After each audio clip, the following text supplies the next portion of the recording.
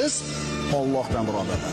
Hunarimizdan emas, otamizdan emas, ishxonamizdan emas, shepdan emas. Kimdan? Allohdan. Sen tirikmisan? Demak, rizqing bor. Agar rizqing tugagan bo'lsa, o'lasan. Shuning uchun musulmon odam o'zini xor qilmaydi. Rizq topaman deb, shepga, oshnasiga, qo'shnisiga. Meni rizqim Allohning qo'lida.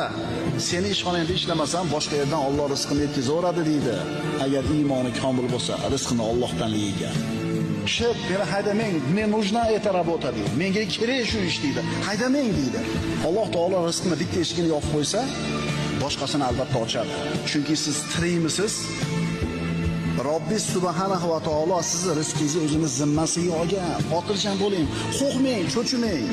Kursda o'ynashdan ham qo'rqmang, do'konlar buzilib ketdi desam qo'rqmang. Sizni rizqingizni Alloh o'zini zimmasiga olgan. Xotirjam bo'ling.